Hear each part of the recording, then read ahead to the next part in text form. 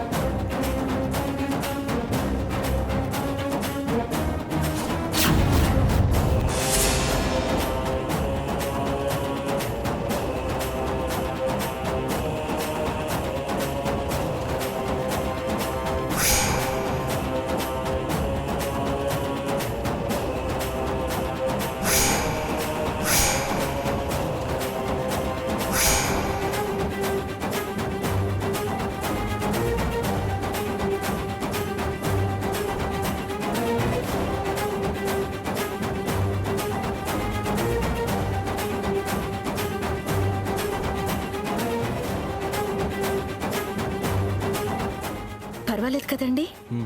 Thanks అండి. It's okay.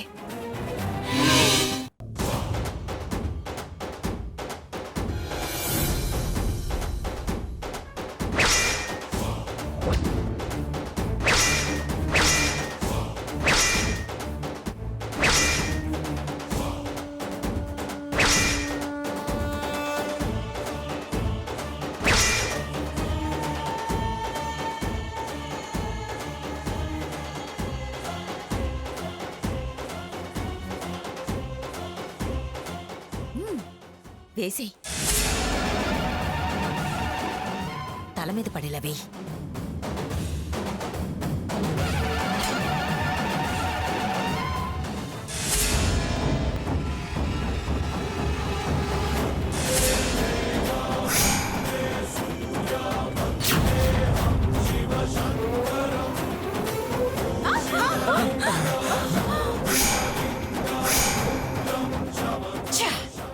Miss అయిపోయింది. ఎవరది?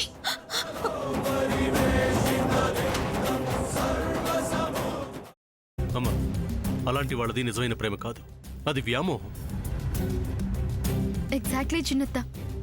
నిజంగా ప్రేమించుకున్న వాళ్ళు అలా చేయరు.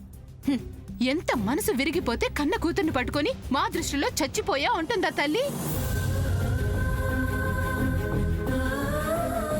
అది సరే అమ్మా, తన కూతురుతో తన మాట అనేటప్పుడు ఆమె మాటల్లో వ్యథ, కళ్ళల్లో బాధ గమనించావమ్మా?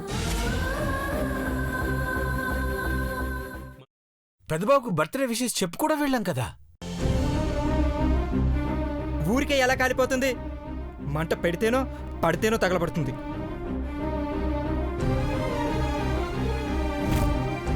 కరెక్ట్ చిన్నబాబు, నీకొచ్చినట్టే నాకు డౌట్ వచ్చింది. పార్వతే షర్టును తగలబెట్టిందనుకుంటా.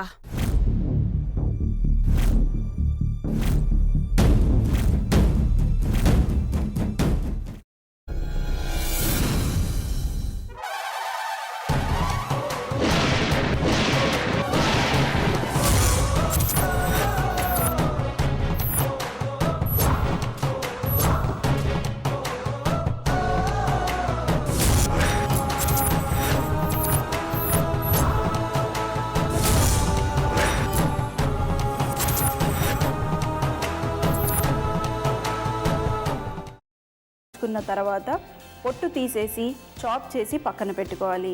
ఒక ప్యాన్లో కొద్దిగా నూనె వేడి చేసి అందులో ఆవాలు, మినప్పప్పు, శనగపప్పు, కరివేపాకు, సన్నగా తరిగి పెట్టుకున్న ఉల్లిపాయలు వేసుకుని 1 నిమిషం పాటు వేయించుకోవాలి. ఆ తర్వాత కాల్చి కట్ చేసి పెట్టుకున్న వంకాయని కూడా అందులో వేసుకుని బాగా మిక్స్ చేసి బౌల్లోకి ట్రాన్స్ఫర్ చేసుకుని అందులో తగినంత చిక్కటి పెరుగు లేదా పల్చటి పెరుగు వేసుకుని మిక్స్ చేసి అన్నంతో కానివ్వండి, చపాతీతో కానివ్వండి సర్వ్ చేసినా చాలా బాగుంటుంది.